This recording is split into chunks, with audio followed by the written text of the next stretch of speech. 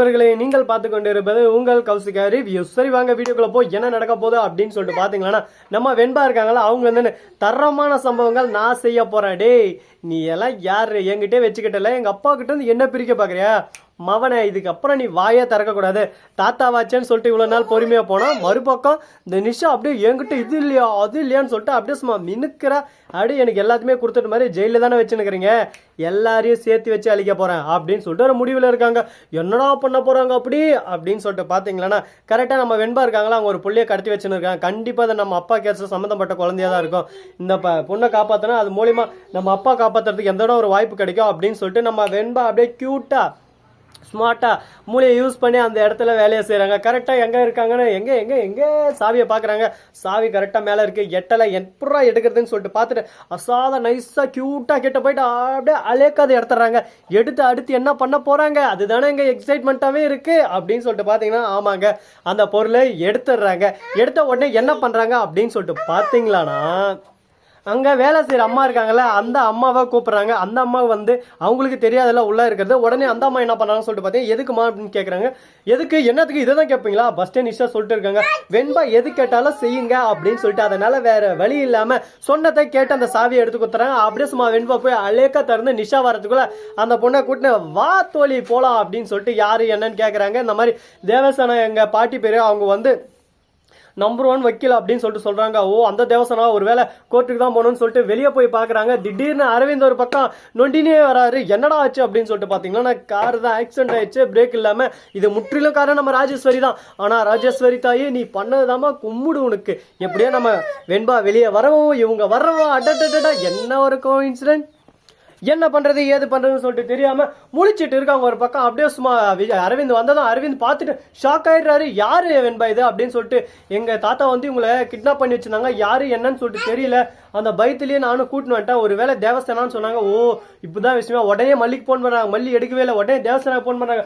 Devasena contact எடுத்துடுறாங்க. உடனே என்ன நடக்குதுன்னு சொல்லிட்டு பாத்தீங்கன்னா, தேவசேனா இருந்து அழுந்துட்டு இருக்காங்க. அந்த சமயத்துல உங்க பேத்தி என்கிட்ட தான் இருக்கா, நான் காப்பாத்திட்டேன் அப்படின்னு சொல்லிட்டு சொல்றாங்க. உடனே வீடியோ கால் பண்ணி காட்டுறாங்க. அப்போ போன உசுறு இப்போதான்டா அப்படியே சும்மா குயின் ராக்கெட்ல வந்து சொருகிருச்சு. இதுக்கு மேல அந்த கேஸ்ல நான் தாண்டா எல்லாம் அந்த கேஸ்ல ஜெயிச்சு காட்டுறேன். டேய் கத்திரியாசா எங்கடா அவன், டே கத்திரியாசா சுட்ட மாட்டியா அப்படின்னு சொல்லிட்டு இந்த பக்கம் அந்த பக்கம் எந்த பக்கம் தேடி பார்த்தோன்னா தலைவனை காணோம். மிஸ் ஆயிட்டான்னு சொல்லிட்டு ஒரு பக்கம் கடுப்புல இருக்கு. அந்த பக்கம் வெறுப்புல அவன் கரெக்டா வந்து இருக்கா. உடனே இந்த கேஸை நான் இப்ப எடுக்க தான் போறேன், உன்னால இன்னும் ஆரா புடுங்க முடியுமா புடுங்கடா அப்படின்னு சொல்லிட்டு ஒரே வார்த்தையில் சொல்லிடுறாங்க. என்னடா இது இந்த அளவுக்கு ஒரு பக்கம் ஆணவம் திமிரு கொழுப்பு அகங்காரமெல்லாம் இருக்கக்கூடாது. சரி ஓகே, நாம அடுத்து என்ன பண்ண போறோம், நம்மளோட ஆக்ஷன் என்னவா இருக்க போகுதுன்னு சொல்லிட்டு நீ பார்த்து தெரிஞ்சுக்க போற, பின்னாடி ஃபீல் பண்ண போற அப்படின்னு சொல்லிட்டு சொல்லிருக்காங்க.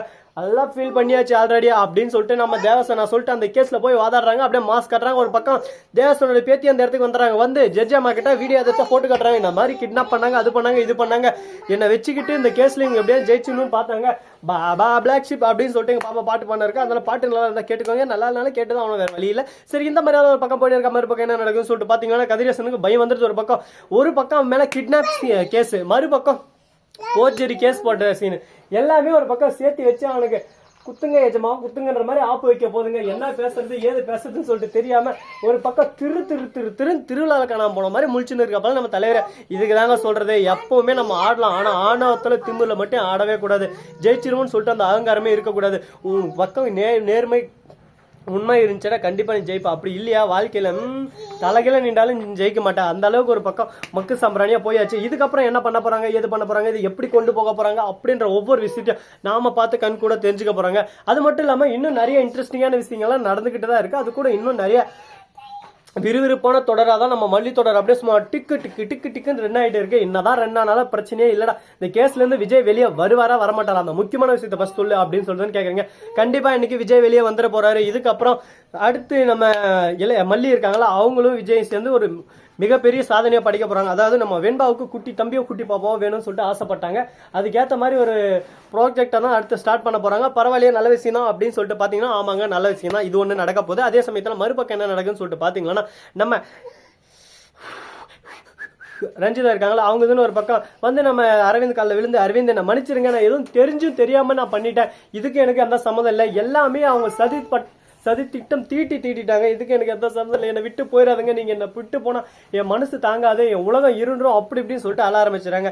என்ன பேசுறது ஏது பேசுறதுன்னு சொல்லிட்டு தெரியாம கூணி குறுக்கி போயிட்டு வாழ்வே மாயம் அப்படின்னு சொல்லிட்டு உட்காந்து ஒப்பாரி வச்சுன்னு இருக்காங்க. இதுக்கு மேல அந்த ஒப்பாரிக்கு ஒத்தா இல்லையா, என்ன பண்ண போறாங்க ஏது பண்ண போறாங்க அப்படின்ற ஒவ்வொரு விஷயத்தையும் நீங்க பார்க்கணும்னு நினைக்கிறீங்களா? அதுக்கு நீங்க பண்ண வேண்டியது சிம்பிளா 2 விஷயம் தாங்க. கண்டிப்பா நீங்க பண்றீங்கன்னு சொல்லிட்டு எனக்கே தெரியும்.